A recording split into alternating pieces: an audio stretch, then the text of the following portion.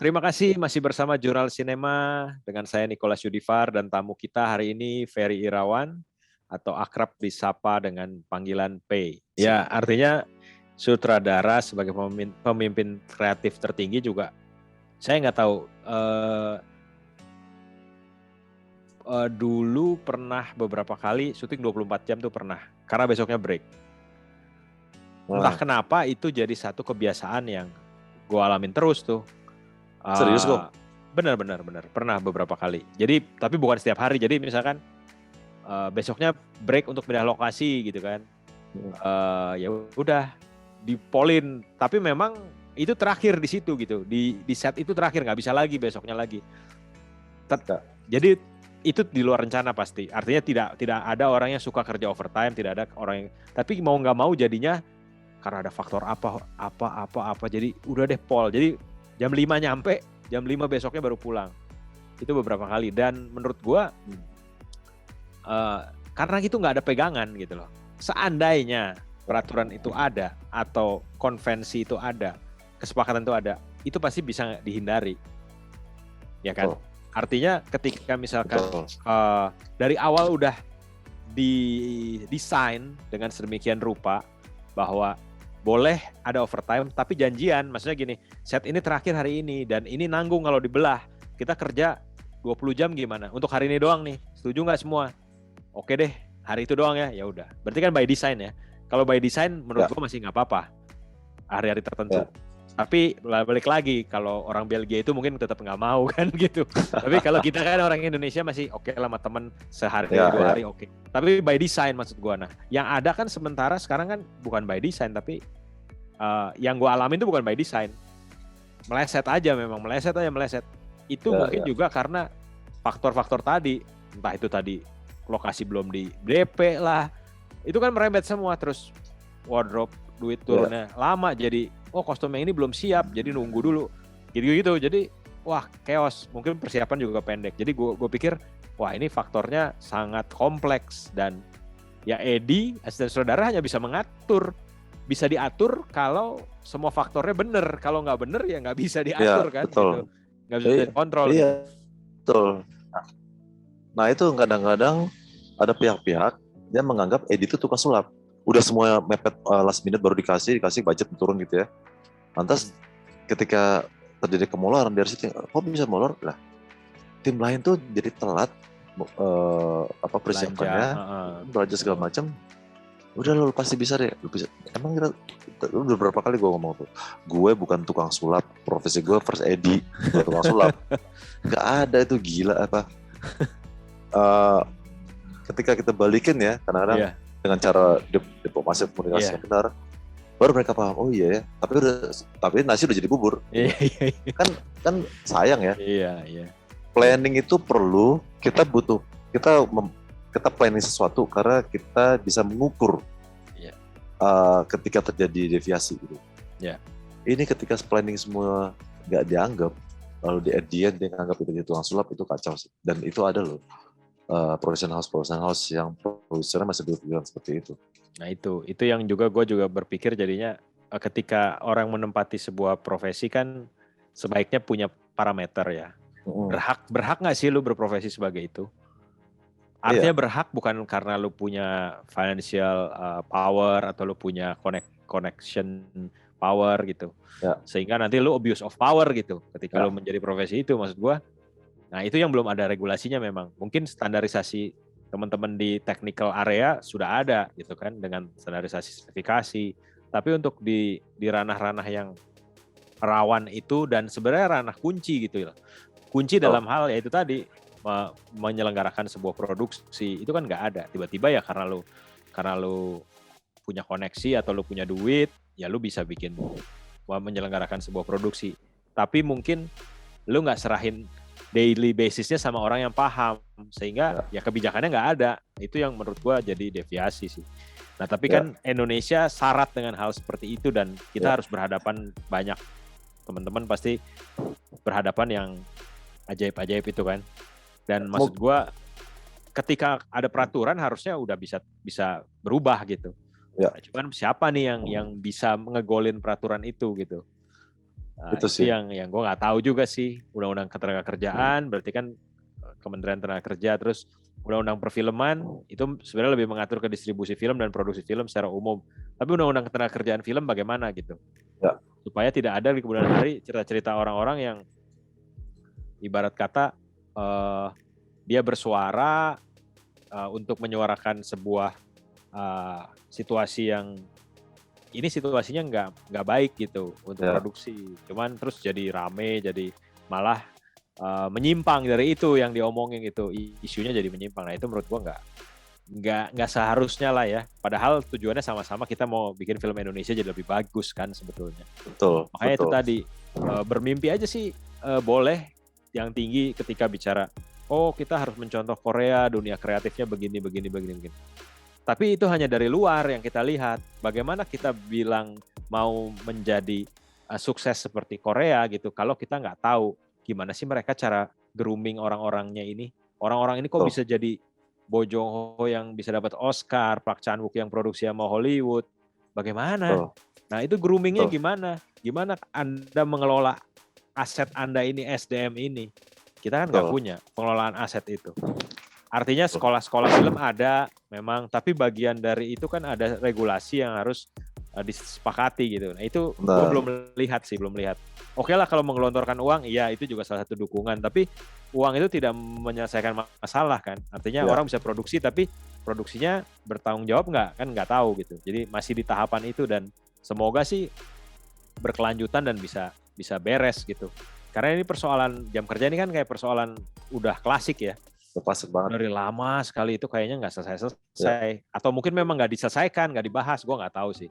Ya, bisa jadi sih. Karena kalau masalah kerangka waktu kerja ya, selain masalah jam kerja, gue nggak akan nyebut PH-nya, tapi lebih dari satu PH itu masih tidak mencantumkan batasan kerangka waktu kerja di kontrak. Kerangka waktu kerja kru, maksudnya? Yes. Oh ya? Ya, kalau nggak salah gue aturan undang-undang tahun 2003, tahun berapa gitu, di tahun 2003 nggak salah, itu jelas tuh pekerja lepas itu kan maksimum 6 bulan ya. Iya, maksimum. Lalu kemudian ketika renewal kan ada kesepakatan baru lagi. Ini ada 1-2 PH yang tidak mencantumkan itu. Nah, teman-teman yang mungkin tidak mau baca detail kontrak, main tantangan aja. Itu kejebak. Misalnya gini, ternyata dia di kontrak Januari, harusnya Juni dia terakhir kontrak kan bisa selesai kan. Tiba-tiba produser ngomong di bulan Agustus, kita syuting lagi ya, yang kemarin tuh belum selesai, saya anggap belum selesai.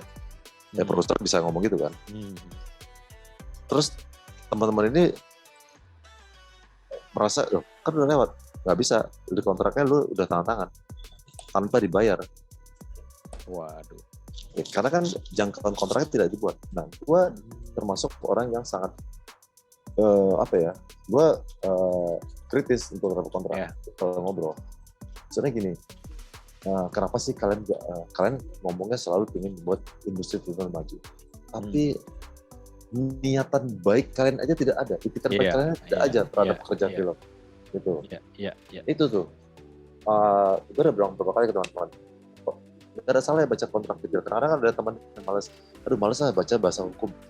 Ya, bukan berarti harus menjadi menguasai kontrak, enggak. Tapi perhatikan aja yang haknya kita itu. Tapi bukan berarti mengabaikan kewajiban. Kewajiban kita keluarkan. Tapi hak kita juga harus dapat hak yang sepadan sama kewajiban kita keluarin. Kan ini saling kerjasama. Iya, kan? Betul. Jasa, kita memberikan jasa. Iya.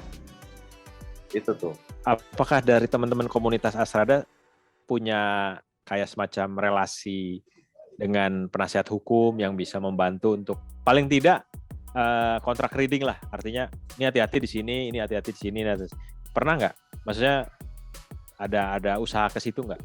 Kalau personal ada, kalau komunitas enggak ya. Kalau personally di antara kita tuh ada yang maksudnya kenapa? Mana ya? Mereka saja selalu jangan mau loh ini. Kalau si pihak-pihak nggak mau tetap bersikeras nggak mau nyantumnya, mending nggak usah. Gitu. Karena dia bisa dengan sewenang-wenang akan mainin itu kan. Iya. Gitu. Iya sih. Baik sekali. bahaya ya. Karena ada konsekuensi hukum ya ketika kita tanda tangan sebuah perjanjian ya. Dan pastinya kita sebagai pribadi tidak punya keleluasaan seperti perusahaan atau PH yang punya mungkin legal team sendiri yang isinya memang lebih dari satu lawyer gitu kan, itu kan under retainer gitu. Tapi kalau kita pribadi kan untuk bisa meng-hire pengacara juga biayanya nggak kecil gitu kan. Makanya gue tadi bilang apakah ada saya nggak tahu lembaga atau kerjasama dengan lembaga lain yang hubungannya sama lawyer yang konsentrasinya lebih di wilayah pekerja kreatif gitu. Gue pernah ketemu satu lawyer, dia sama teman-temannya lagi bikin law firm yang khusus ngomongin itu. Sebenarnya lebih ke entertainment legal service, tapi mungkin ranahnya lebih kepada waktu itu konsentrasinya lebih kepada kepemilikan IP dan segala macam. Gue belum tahu apakah mereka akhirnya masuk juga ke soal tenaga kerja gitu. Itu yang belum tahu gitu. Tapi menurut gue itu di kemudian hari pasti akan mulai dibutuhkan sekali sih, terutama untuk kita bicara film, sekian lama gitu, 6 bulan kontrak, series mungkin sama ya, lama juga ya. Series yang berseri-seri bisa lebih panjang. Jadi bantuan hukum tuh pasti hanya segelintir orang, mungkin misalkan kakak gue lawyer, gue minta tolong baca, itu bisa gitu kan. Tapi kalau benar-benar nggak kenal, gue pengacara siapa, gue nggak kenal siapa, itu kan agak susah. Sementara masih dilakukan secara personal ya. Ngomongnya kan, waduh gue keluar duit nih bayar pengacara gitu kan. Nah itu tuh yang mesti dibenahi sih. Kadang-kadang yang membuat tidak majunya kita ini, gak usah skup besar bangsa Indonesia deh. Di sebuah komunitas saja. Kadang-kadang orang kita sendiri mematikan. Ini nggak sih? Misalnya gini.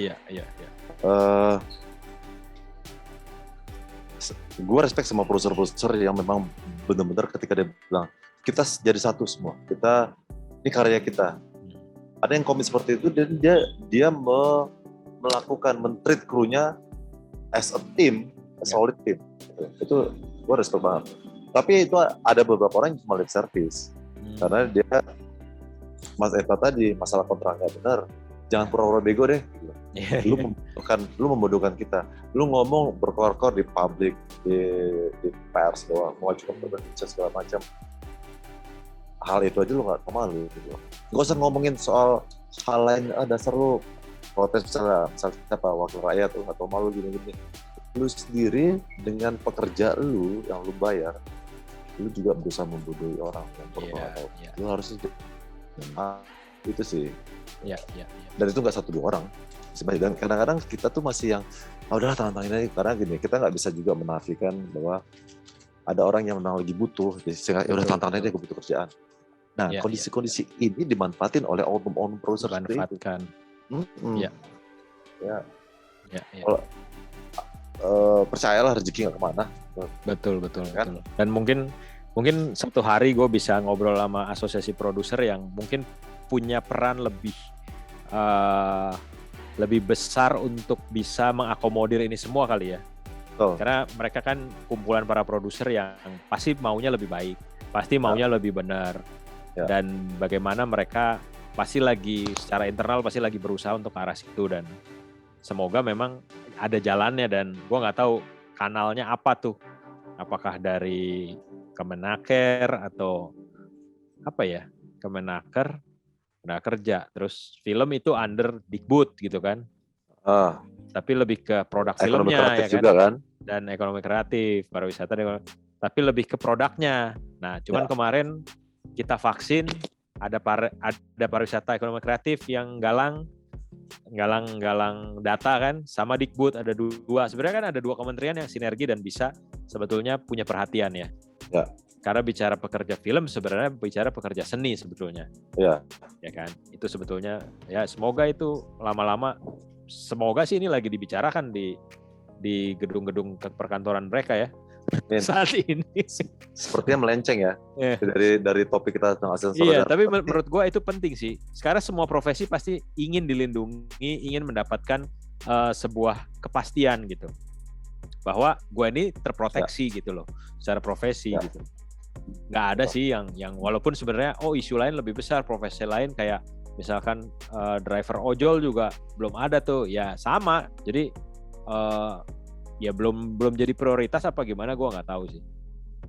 Tapi ya itu, para pekerjanya butuh dilindungin sebetulnya, butuh kepastian, butuh perhatian dalam hal itu tadi, keselamatan, perlindungan terhadap hak-hak dan kewajiban dan sebagainya.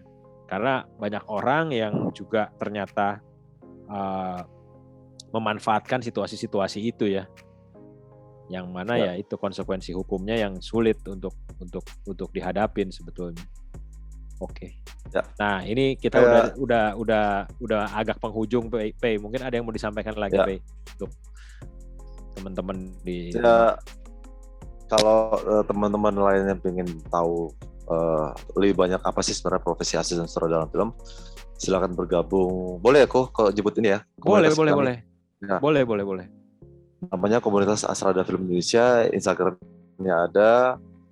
Silakan kontak kita di sana. Email kita juga ada. Biasanya begitu kuota sudah terpenuhi, kami akan mengadakan workshop gitu. Oke. Dan ingin sih bisa membuat menelurkan ya asisten sutradara yang harusnya lebih bagus dari kami lagi, yang pencetusnya gitu, yang bisa menjalankan produksi dengan se-efisien mungkin, dengan sebaik mungkin gitu. Karena kita juga bukan mau foya-foya lah dengan sebuah produksi, tapi berpikir cermat dan matang dan adil untuk setiap orang. Karena kan asisten sutradara ini kerja, tadi gue bilang melayani, dan kita membagi waktu tuh kadang-kadang dibilang nggak fair, lalu bisa ngasih waktu untuk setting si departemen ini sekian, kalau gue enggak gitu loh. Nah itu kalau bisa jangan gitu loh. Kita mendeliver semuanya ini untuk mesin produksi bekerja dengan optimum, dengan apa ya, kita support departemen ini dengan baik secara waktu. Oke, ya. Itu ya sih. Dan untuk keseluruhannya sih gue tetap kepala pihak-pihak mendengarkan ini ya, masalah jam kerja sih, perhatian masalah safety prosedur segala macam. Karena contoh ya, di kita itu kadang-kadang stagger bisa susun 4, anak-anak lighting naik tanpa safety apapun, tanpa helm pekerja. Tanpa helm. Iya, itu sebenarnya basic yang harus disediakan oleh produksi. Ya kan, K3 itu kan penting ya. Benar. Di konstruksi, di pabrik, semua kan gitu kan. Betul. Kalau kita belum mampu menyediakan crane untuk menggantung lampu karena mahal, dan keputusannya stagger, ya support lah dengan helm, safety factor itu gitu loh.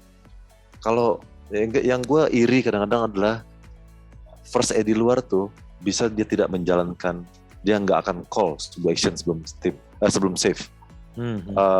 Bukan hanya film action aja. Contoh yang kayak tadi tuh, misalnya dia bisa berdebat sama produser, gue nggak akan call scene ini ya, karena itu masih bahaya, gue nggak. Mungkin kan begini ya, dan suara mereka didengar. Kalau kita bisa, ini dipecat. Kita dipecat. Ngomong lu, ganti asrada gampang gue. Nah itu brengseknya itu di sini gitu menurut gue. Ganti asrada gampang, tapi schedule yang udah kita buat dipakai sama dia. Iya itu makanya. Itu brengseknya di kita itu, maksudnya gue ngelihat nggak sepadan gitu pengorbanan orang kerja, kan judulnya apa nih gitu kan. Nah juga balik lagi, ya akhirnya lu jadi berjuang sendiri kan. Seolah-olah, padahal sebenarnya enggak gitu sih. Nah, itu sayang sekali sih. Ya semoga lebih baik sih. Benar, mungkin karena budaya kita juga nggak mau speak up kali ya. Jadi teman-teman karena males yang learn, kayaknya udah saatnya enggak sih. Karena kalau nggak kita yang memulai nih, kalau nggak kita yang berubah untuk kebaikan kita sendiri, akhirnya orang luar pun bisa mengecilkan kita. Karena bagi mereka, lu aja mau produser lu nggak dianggap gitu loh. Dianggap. Ya cikal bakal dulu kita di kooptasi sama asing kan itu sebetulnya. cikal bakalnya Indonesia bisa diduduki asing, kemudian dieksploitasi kan awalnya dulu kan itu. Melihat, oh ini nerima-nerima aja nih orang. Gue dudukin, gue ludahin, gue rampok, gue perkosa, diem aja. Iya. Nah itu maksudnya cikal bakalnya itu. Nah sekarang kok balik lagi gitu. Betul, kalau ngeliat yang warna kulit beda dari kita, saya bule gitu ya, langsung mengiyakan, walaupun itu sangat nggak masuk akal. Kok bisa jadikan masuk akal. Padahal kadang-kadang ketika dia berproduksi sama orang kita, sama anak Indonesia, sama anak lokal, itu nggak diaminin tuh. Oh nggak bisa dong gue, tapi kalau sama let's say bule lah gitu, bisa diupayakan. Sama aja gitu. Ya kan? Dan ini aku beberapa kali kerja sama pihak asing ya. Kalau gue ngeliat nih, pihak kita tuh lebih bisa mengasih solusi yang baik tanpa mengurangi esensi loh. Jadi berpikir bisa lebih jernih gitu ya? Lebih cermat gitu loh. Karena karena kita biasa susah kali ya. Jadi kita nggak harus demand, harus ada alat ini bisa kayak gitu. Kita bisa membuat sesuatu dari yang tidak ada. Dan akhirnya mereka bisa, bisa kagum sama kita, kok bisa deh kayak gini ya. Karena kita biasa susah kan. Maksud gue, kita harusnya nggak kalah. Asal kita disupport sama bangsa kita sendiri. Ya kan? Kita lebih majemuk loh. Maksudnya kita lebih kaya dari unsur apapun. Sebagai sebuah produk seni ya. Secara teknis, endurance kerja kita juga bisa gitu. Oke. Kita sudah di penghujung acara, menarik sekali perbincangan kita dengan Pei ini soal profesi Astrada yang juga sebenarnya Astrada ini lokomotifnya produksi film ya.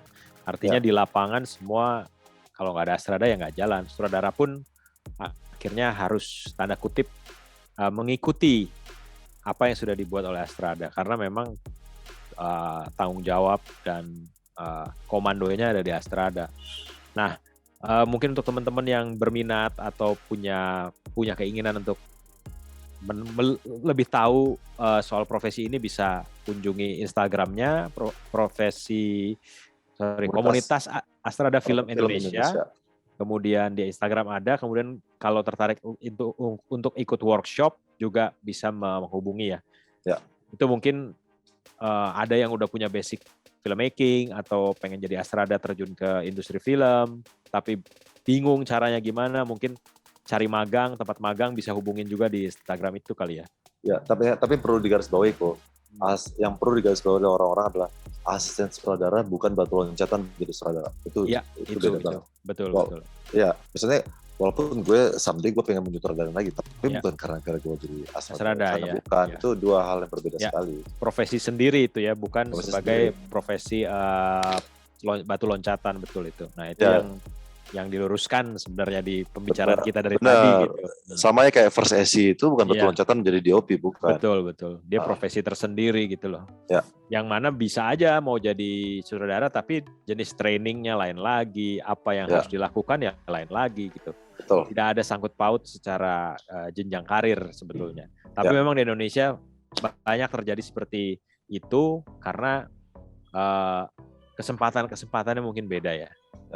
Jadi kesempatan-kesempatan untuk menyutradarain juga dulu itu mungkin lain. Tapi kalau sekarang gue lihat bekal kamera prosumer, kamera-kamera profesional juga harganya mungkin orang ada yang mampu beli, bikin sendiri jadi sutradara, bikin karya sendiri gitu, bisa gitu kan.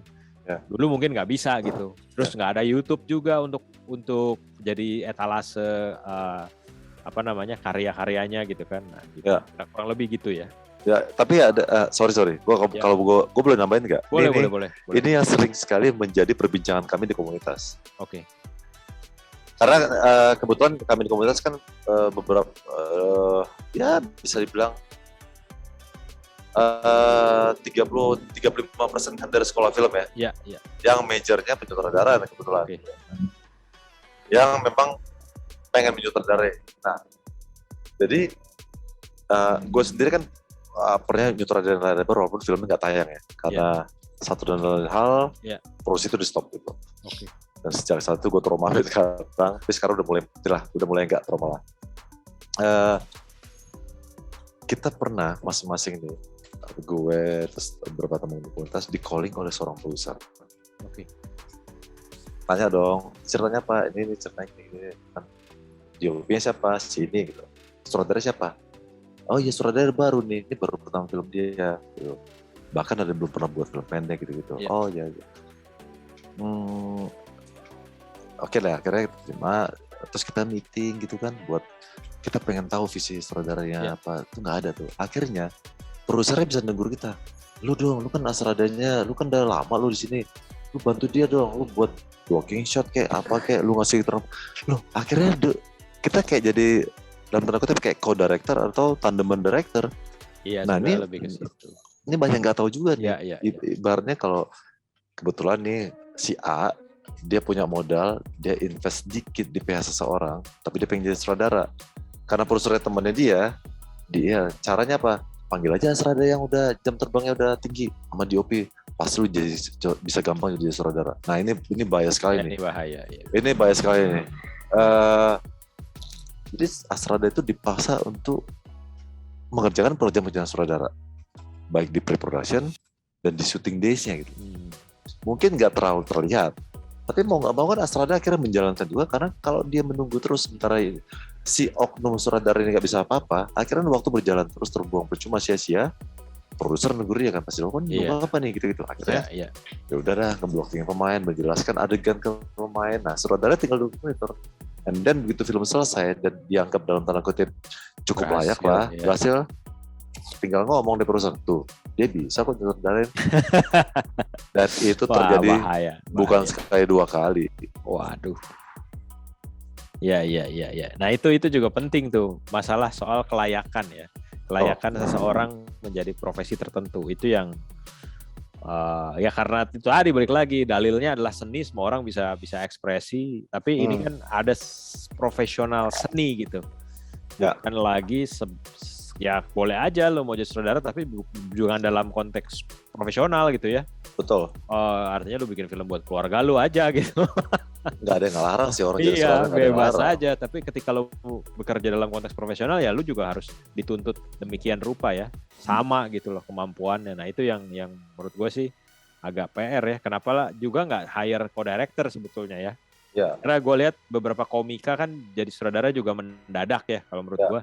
Mereka coba jadi, ini gue sorry nih nyebut profesi lain, tapi menurut gue faktanya begitu yang gue lihat, dan menurut gue boleh-boleh aja silahkan, tapi kan dia biasanya sama produser ditandemin sama sutradara yang udah punya pengalaman ya. Jadi co-director, jadi maksudnya masih terukur lah gitu. Gak serta-merta tahu-tahu orang ngeblank gitu, biasanya cuma nulis skrip untuk stand up terus disuruh nyutradarin kan beda, bikin shot. Bisa banget sih lu ikut online course sebulan 2 bulan tapi pasti konteksnya lu nggak dapet gitu.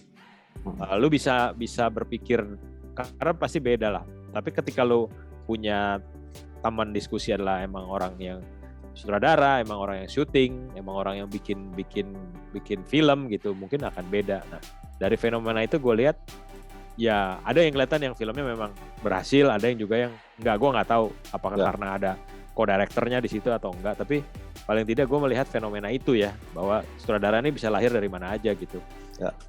Ya terakhir fenomena komika jadi sutradara yang mendadak juga menurut gue fenomena yang harus kita perhatikan, artinya layak untuk diberi perhatian gitu, karena bukan berarti filmnya terus jadi jelek gitu, ya kan. Tapi faktor siapa yang ada di sekitarnya itu, support system itu kan, bagian dari itu kan. Nah, gue nggak tahu apakah astradanya yang suruh nge-breakdown atau disuruh bikin shot, gue nggak tahu, belum dengar ceritanya sih. Nanti coba kita kupas lagi.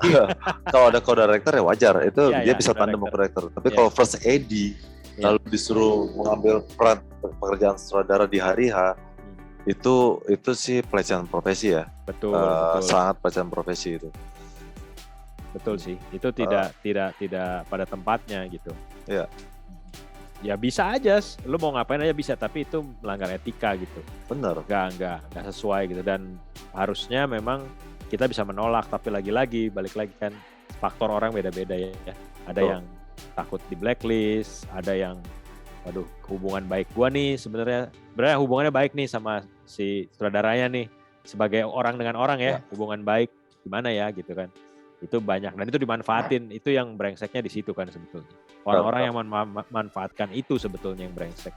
Jadi semoga Indonesia bebas dari orang-orang brengsek itulah. Amin. Oke, terima kasih banyak ya Pei waktunya ya. Sama-sama Niko. Semoga diskusi kita ini bisa bermanfaat buat teman-teman yang menonton, juga mungkin untuk teman-teman yang di rumah. Silahkan follow account Instagram Jurnal Sinema karena masih ada beberapa episode ke depan yang membicarakan soal profesi di dalam dunia sinema Indonesia, dan juga subscribe Jurnal Sinema di YouTube. Oke, selamat akhir pekan. Akhir kata saya ucapkan salam sinema. Terima kasih semua.